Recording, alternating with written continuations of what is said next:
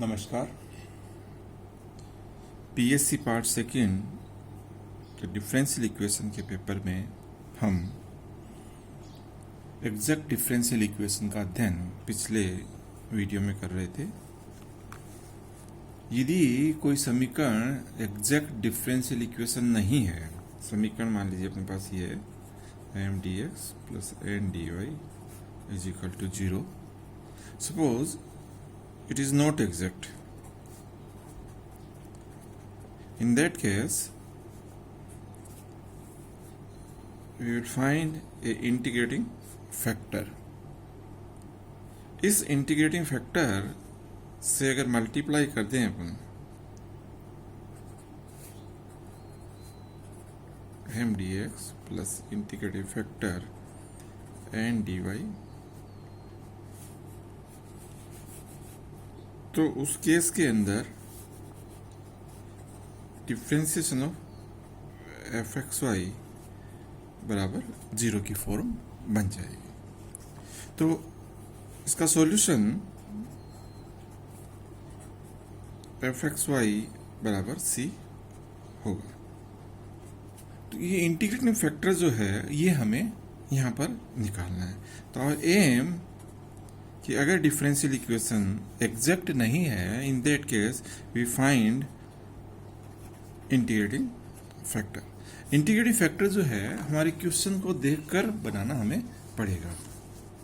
देखो, जैसे मान लेता हूं मैं कि माना हमारे पास factor X D Y minus Y of D X है। तो X D Y minus Y D X के केस के अंदर इंटीग्रेटिंग फैक्टर अपने पास एक्स स्क्वायर हो सकता है, 1/x², सॉरी। अगर मैं इसको 1/x² से मल्टीप्लाई कर दूं तो this is nothing but the differentiation of y/x। इस केस का इंटीग्रेटिंग फैक्टर 1/xy भी हो सकता है। अगर मैं 1/xy और इसको लिख दूं x D Y minus Y D x, in that case this is nothing but the differentiation of log of y/x।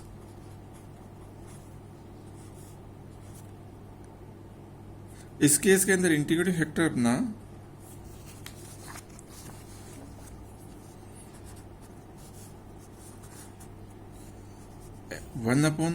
x² plus y² भी हो सकता है, क्योंकि 1/x² plus y² x D Y minus Y D x is equal to nothing but the differentiation of tan inverse of y/x। तो ये हमें हमारे question के हिसाब से देखना पड़ेगा कि अगर x D Y minus Y D x की एक टर्म्स है तो उसके लिए इंटीग्रेटिंग फैक्टर 1/x² भी हो सकता है, 1/xy भी हो सकता है और 1/x² प्लस y² हो सकता है। हम वो इंटीग्रेटिव फैक्टर लेंगे कि जिससे पूरी की पूरी डिफरेंशियल इक्वेशन को इस फॉर्मेट के अंदर बदले जा सके, जिसके अपन डायरेक्ट इंटीग्रेशन की फॉर्म में कर सकें। तो चलिए अपन कुछ एग्जांपल्स लेते हैं समझने के लिए।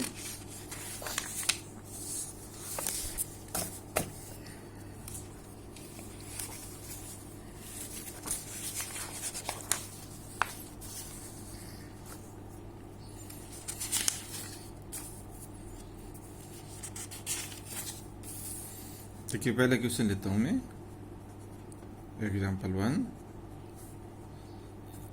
ax dy plus a 2y dx is equal to xy d of y।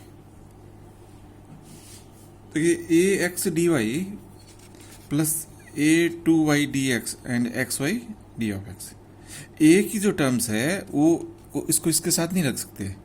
तो हमें इंडिपेंडेंटली हर टर्म्स को इस तरह से बनाना है कि किसी पर्टिकुलर फंक्शन का डिफरेंशिएशन लगे। तो मैं अगर यहां से x को हटाऊं 1/x को इंटीग्रेटिव फैक्टर लेंगे एक बार, तो मेरे पास यहाँ बनेगा a d y plus twice of a y upon x d of x minus Y d of y is equal to 0। अभी अपन देखते हैं ए डी वाई इंटीग्रेशन करेंगे तो ये y का डिफ्रेंसिएशन है, डायरेक्ट इंटीग्रेशन आ जाएगा। इस चीज़ को देखते हैं अपन, तो ट्वाइस ए वाई अपॉन एक्स, ये जो y है ये y हमें अभी भी दिक्कत दे रहा है। तो इस y को भी अगर हटा दें, तो इस y को हटाने के लिए हमें इंटीग्रेटिव फैक्टर के अंदर 1 अपॉन एक्स वाई अगर इंटीग्रेटिव फैक्टर ले मैं इसमें, तो मेरे पास ये जो क्वेश्चन था यहाँ बन जाएगा 1 अपॉन वाई, ये y हट जाएगा और ये y भी हट जाएगा। अब मेरे पास ये जो टर्म्स है ये डायरेक्ट log y का डिफरेंस दिख रहा है, ये log x का डिफरेंस दिख रहा है और ये y का डिफरेंस दिख रहा है। तो मैं इसको ऐसे लिख सकता हूँ, this is nothing but the differentiation of a log of y plus twice a differentiation of log x minus y is equal to 0। तो ये जो डिफरेंशियल इक्वेशन थी इसका इंटीग्रेटिंग फैक्टर बनाने के लिए हमने पहले 1 अपॉन एक्स से ट्राई किया और फिर देखा कि नहीं 1 अपॉन एक्स सेट नहीं बैठ रहा, तो 1 अपॉन एक्स वाई से देखा और 1 अपॉन एक्स वाई से डिवाइड करने के बाद में इस डिफरेंशियल को, या कह दीजिए 1 अपॉन एक्स वाई से इस पूरी डिफरेंशियल को मल्टीप्लाई करने के बाद में ये डिफरेंशियल इक्वेशन के फॉर्मेट ये बन गए। इसका मतलब this is now it is exact. So solution is a log of y plus twice of a log of x minus y बराबर c। चलिए अपन दूसरा एग्जाम्पल लेते हैं।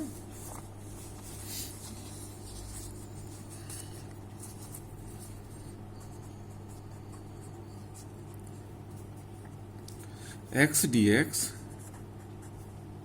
plus y of dy is equal to m x dy minus y dx। थोड़ा सा गौर करें, ये m के साथ में ये टर्म्स है, तो इसका मतलब हम यहाँ चाहेंगे कि m हमारा कांस्टेंट बड़ा रहे और ये किसी का डिफ्रेंसिएशन आ जाए। x dy minus y dx की टर्म्स है। यहाँ देख रहे हैं कि x dx plus y dy, एक बार एक्स स्क्वायर का डिफ्रेंसिएशन लग रहा है और एक बार वाई स्क्वायर का डिफ्रेंसिएशन लग रहा है। तो मैं अगर इसके नीचे 1 upon x square plus y square ले लूँ इंटीग्रेटिव फैक्टर, तो उस केस में ये बनेगा x d x plus y d y upon x square plus y square is equal to m और x D Y minus Y of D x upon x square plus y square. Students देखिए यहां दिख रहा था कि x d x means ये x square का differentiation है, वाई डी वाई ये वाई स्क्वायर का डिफ्रेंसिएशन है। दो की रिक्वायरमेंट वो अपन कर लेंगे। यहाँ x D Y minus Y D x, तो जिसे अपन ने अभी शुरू में देखा था कि जब x D Y minus Y D x होता है तो उस केस के अंदर 1 अपॉन एक्स स्क्वायर भी इंटीग्रेटिव फैक्टर हो सकता है, 1 अपॉन एक्स वाई भी इंटीग्रेटिव फैक्टर हो सकता है और 1 upon x square plus y square integrative factor हो सकता है। तो इस केस के अंदर यहां पर 1 अपॉन एक्स स्क्वायर सूटेबल नहीं है, 1 अपॉन एक्स वाई सूटेबल नहीं है, लेकिन हाँ 1 upon x square plus y square है वो एक सूटेबल इंटीग्रेटिंग फैक्टर है। तो अपन 1 upon x square plus y square से मल्टीप्लाई कर देंगे और इसको हम लिख देंगे। अब अगर मैं 2 से मल्टीप्लाई कर दूं यहाँ पर और 1 अपॉन 2 यहाँ ले लेता हूँ मैं, तो this is nothing but the differentiation of 1 upon 2 1 upon x square plus y square. इसको अगर देखें अपन, this is m और this is differentiation of tan inverse y upon x। Tan inverse y upon x अपने पास आ जाएगा। तो solution हो जाएगा 1/2 ऑफ 1/x² प्लस y² बराबर m tan inverse y upon x plus c, ये अपना सॉल्यूशन रह जाएगा। तो यहाँ अब आपको चूज करना था इंटीग्रेटिंग फैक्टर कि इंटीग्रेटिंग फैक्टर 1/x² है क्या, या 1/xy है, या 1/x² प्लस y² है। तो ये जो टर्म्स है और इस टर्म्स को दोनों का कॉम्बिनेशन एक साथ लेंगे अपन, और उससे हम इंटीग्रेटिंग फैक्टर का मान निकालेंगे। चलिए नेक्स्ट एग्जांपल लेते हैं अपन। y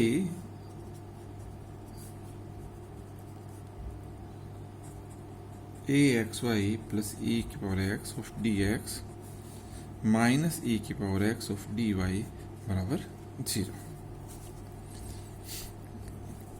देखिए पहला सबसे पहली टर्म है मेरे पास ax(y)² ऑफ dx, दूसरी टर्म है मेरे पास e की पावर x ऑफ dx, तीसरी टर्म है मेरे पास e की पावर x ऑफ dy बराबर 0। e की पावर x dx, इसका मतलब ये यहाँ पर मैंने e की पावर x का डिफ्रेंसिएशन किया है। यहाँ पर मैंने लिखा है माइनस e की पावर x dy, इसका मतलब कोई y का फंक्शन था उसका डिफ्रेंसिएशन हुआ है।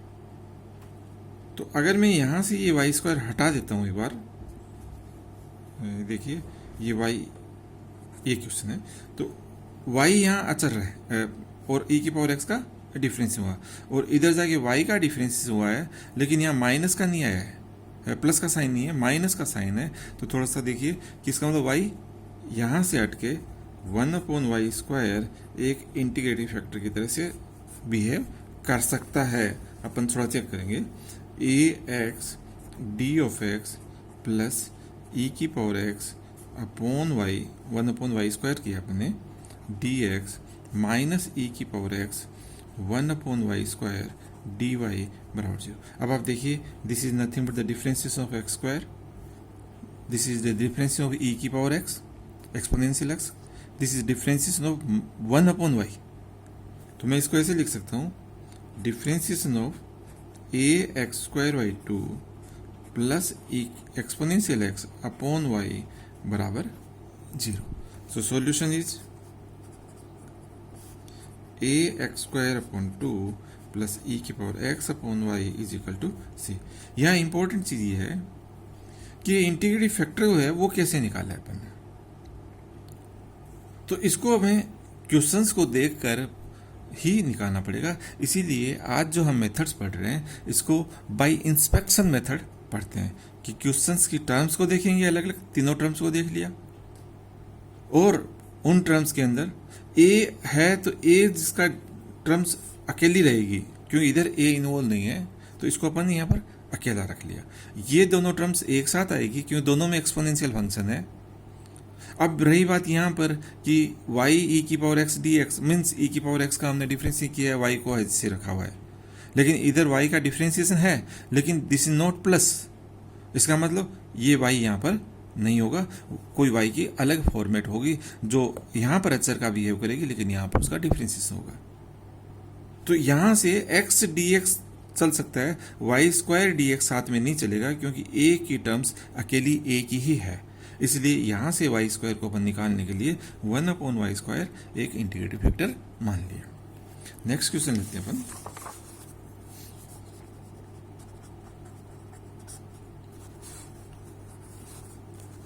x³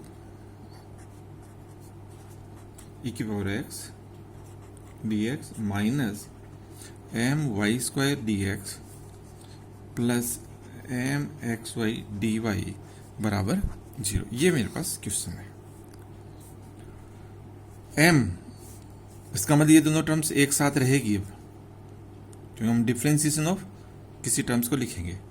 exponential x dx, okay, e की पावर x का डिफरेंशिएशन है, लेकिन यहाँ e की पावर x और x³ दोनों साथ में है, तो इन दोनों में से एक चीज रह सकती है, आइदर e की पावर x यहाँ रह सकता है या x की पावर क्यूब रह सकता है, क्योंकि दोनों का अगर डिफरेंशिएट करते हैं तो ये एक बड़ा टर्म्स बनेगा। एक बार एक एक्सपोनेंशियल फंक्शन का डिफरेंशिएशन होगा और एक बार x4 का डिफरेंशिएशन है जो x³ की फॉर्म में आएगा।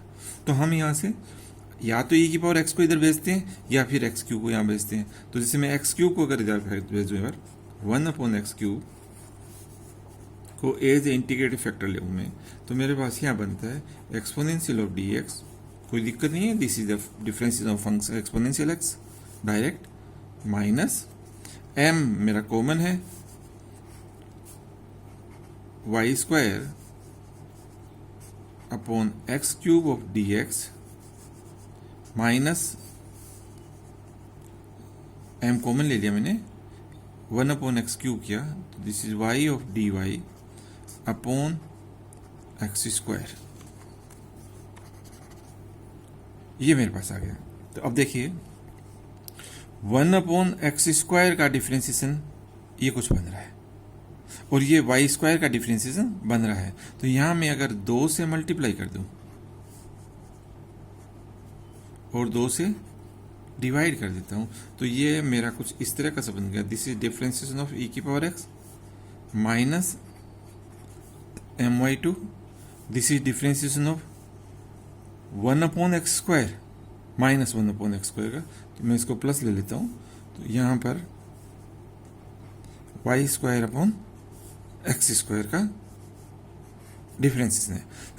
देखिए y² को एक बार हैजिस रहेगा, x² का डिफरेंशिएट किया तो -2/x³ dx प्लस y² का डिफरेंशिएट करेंगे तो 2y dy और x² हैजिस रह जाएगा। तो ये जो इक्वेशन थी अपने पास, this is differentiation of this function, so now it is an exact. अभी एक एग्जैक्ट डिफरेंशियल इक्वेशन है, so solution is exponential x plus my2 y² upon x² बराबर c। तो साथियों,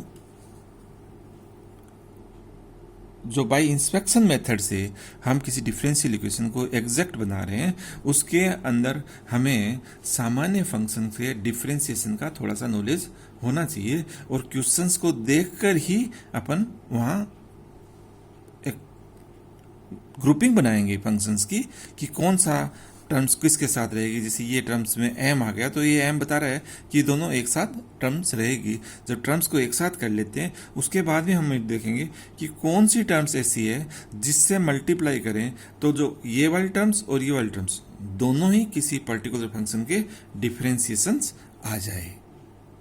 ये अपन एग्जैक्ट डिफरेंशियल इक्वेशन बनाने का बाय इंस्पेक्शन मेथड था।